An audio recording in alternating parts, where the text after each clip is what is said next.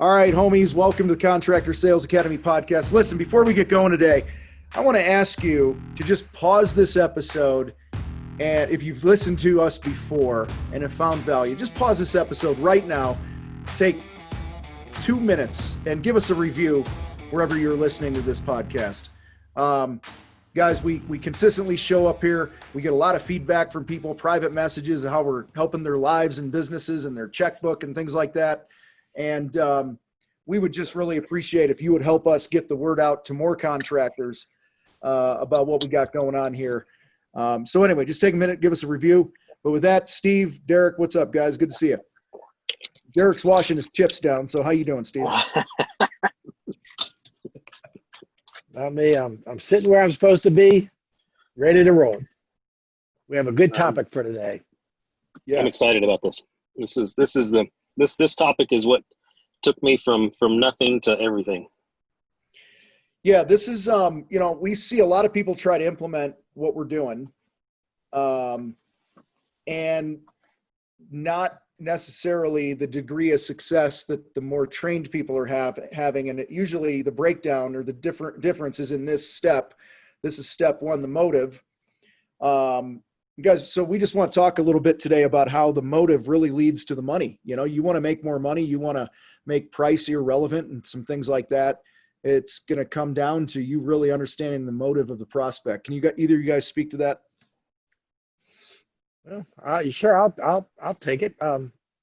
Someone calls you up and they say they want, I don't know, their house painted, but the real reason they want their house painted is way deeper and way more emotional to them than just to get a house painter. Well, most of us go, okay, that'll be $2,500, and we make no effort at making a connection with that person's emotion. And I know a lot of people are listening to me right now going, Steve, that sounds like a bunch of bullshit. I mean, what are we wasting time doing that for?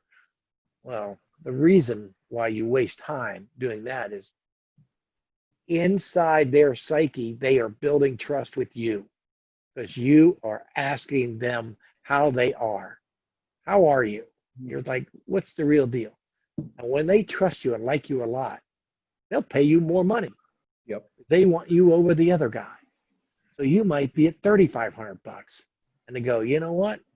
I want you to paint my house. It's the same paint. It's the same strokes of the hand, right? It's the same guys you're going to hire to climb the ladders. But they're talking to you because you have psychologically connected with them. People buy from people they trust and like.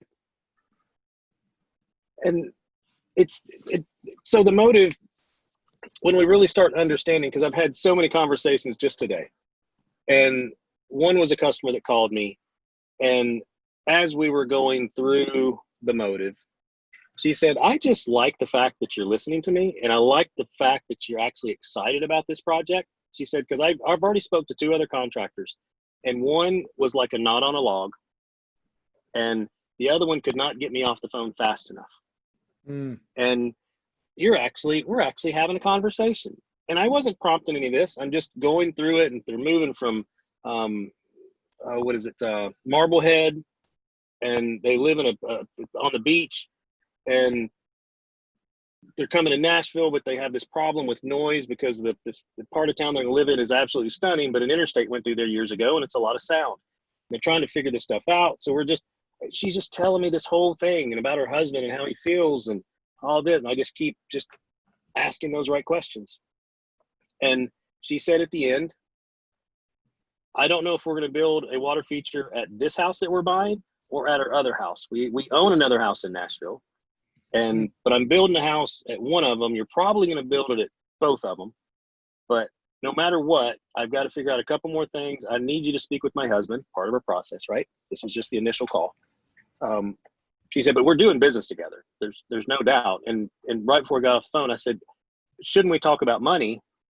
And she just went right into, well, I want to build a $20,000 pond. Can you build a $20,000 pond? I'm like, sure, absolutely. And we figure out some logistics. But she's like, well, if you can build me a pond for 20 grand, we're going to do business. And it was this was like a 15-minute conversation. So what would I have done in the past? You know, hello, I'll be right there. Cool. Later, guys, figure it out. I'm going to go see somebody. Yeah. One of the things we talking about earlier, Steve, was so many contractors, so many salespeople have a hard time showing or proving their value before they actually get in the yard or in the home. Like oftentimes you don't know you've hired the wrong contractor, right? Or the right one until they're actually on your property. That's a good way to put it. And we've seen this over and over again, that this is actually by you camping in the motive and really understanding how to connect with people and get to the heart, is really that first way that you're showing value and you're selling value that's based on the reasons that are important to them, not just the stuff that we think is important. So let me just back that up with facts. Year 6 we've been doing this, Tom. So 7, 8 years ago, I was having a phone conversation with a person that's just like what Derek was talking about. His second time where they call you up, I want my house painted. Great, I'll be right out there. Blah, and I show up. I even charge consultations. Well, the bottom line, percentage-wise, 77% of the people at the end of standing at their house about doing what I do, kick me out of the yard. 23% said yes. Yeah, I pretty much said in the backyard what I was saying on the phone. They seemed to like it on the phone enough to pay. I guess I was charging $75 or $100 back then just to come out there, enough to pay me $100 to come out there. And in that year, I remember I made $7,500 because I track everything in consultations. That means if I'm charging $75, I went to see 100 people. And if I was charging $100, I at least saw 75 people that said no. That's a bad, most people go, honey, I made $7,500 in consultations this year just for people to hear how smart I am. Well, that's a horrible statistic. Yeah. And once I learned what we're talking about, how to really have a conversation, my first year out of the gate, I went from 23% closure rate to 94% closure rate. That stark of a difference overnight, because I added the one little thing, which is step 1 in this 5-step process that we have. And it changed everything. So imagine if you're listening to us right now, how would you like to go from having 75% of the people say no to you to having only 5% of the people say no to you? What is that worth to you? And by not knowing what we're talking about, what is that costing you? How much running around? We call it $1,000 a day. $1,000 a day. I've had some people say to me, well, I have a 50% close rate and I'm good with that. Well, that means that whatever the other 50% is, you don't need to be seeing, right? You don't need to be running out to. And how can you use that time in other ways to develop your business, your marketing, your team, things like that. And, the goal here, guys, you see this all the time. We see it on our public Facebook page and groups and all this other stuff. Guys are like, I'm so tired of hearing that, I'm so much more expensive than everybody. You could literally get to a point where you never hear that again. Like if you hear it, it'll be in that first 10, 15 minute phone call, and it'll be in the motive when you're talking about some things. And then as you transition to the money, which we're not going to get into today. So I just think, imagine how much time if you add it up, this is where my brain gets weird, guys. Every contractor listening to this, if they added up all the time they spend typing up proposals and estimates for people that were never going to be their customer and the windshield time, how much cumulative time would that be in humanity? It's freaking crazy. It's probably several lifetimes, right? For people. And that's all we're doing here. We're trying to save you that pain. We're trying to make it easier on the customer, because you guys both know that when you connect with somebody like this and show value this way and you truly listen, they love you. Even when they don't hire you, they're a fan of yours because the spirit is right and they appreciate the honesty, and it's always good for your brand, even if you don't get it. So this is how real this is. Just like I was sharing with you guys.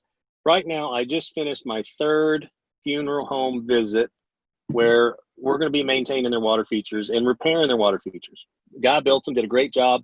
He retired. He went on something else, and now they have some issues like anything else, like painting or a house, a wreath. Things need to be fixed. And I have spent just today, I've got the jobs because I went through the motive and went through the process. I've got them. Just today, I've spent over 4 hours from leaving the office to where I am right now just to look over one funeral home. I've had to look at 3. So there's 12.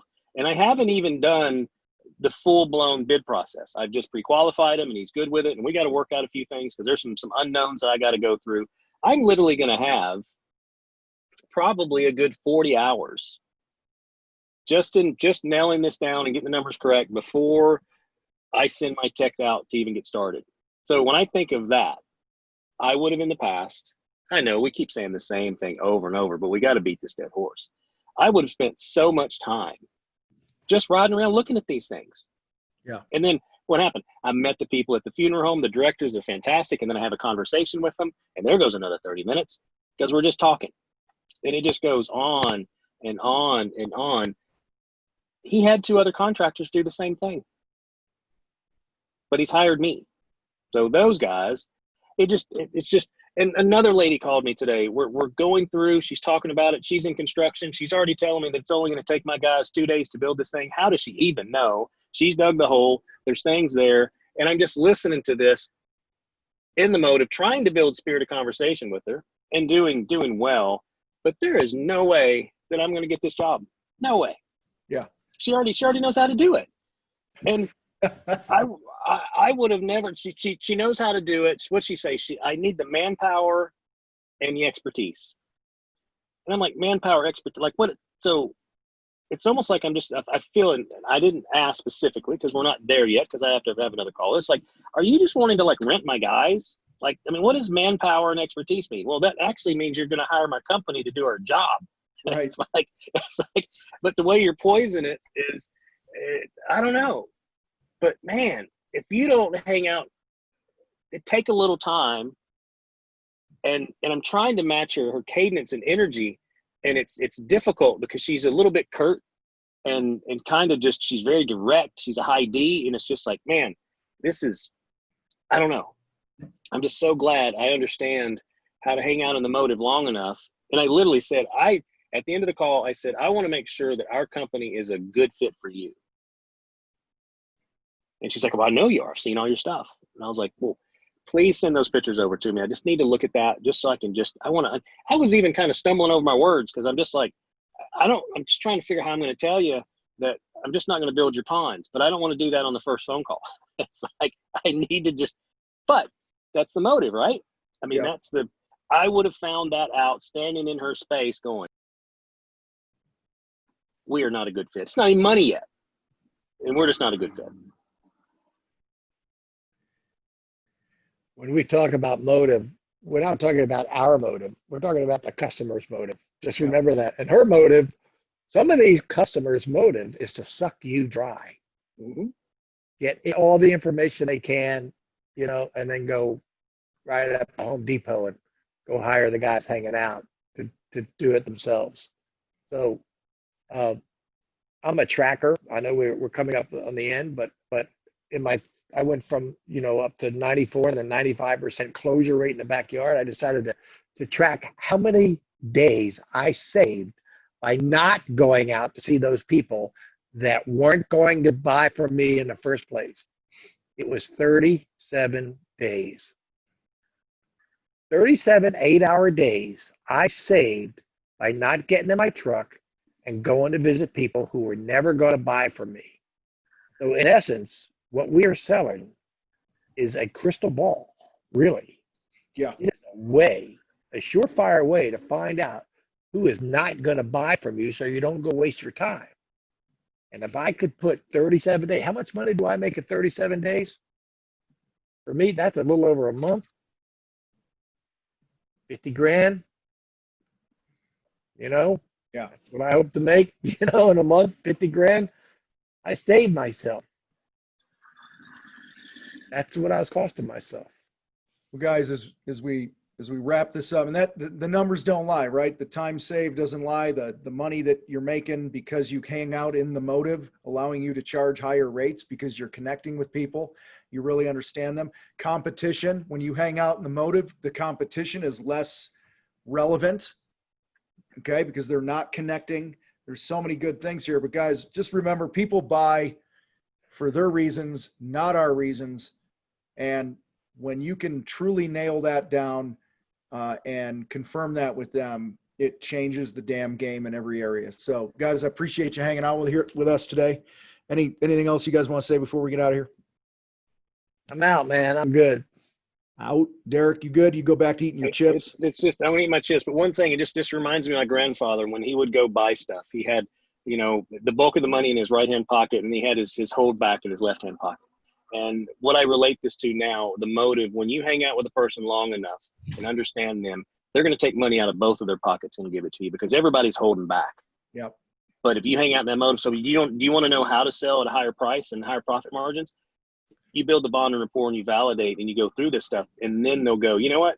I was only going to spend 10, but I want to do the whole thing for 30 or whatever it is, because they found out that you're the right fit for them. It happens in the motive though. 100% does. So, well, guys, appreciate everybody hanging out with us here today on the Contractor Sales Academy podcast. Like I said at the top, heading somewhere, you're listening to this, and give us a review and even one-up it and share this episode or another episode with another contractor. And we will talk to you guys next time.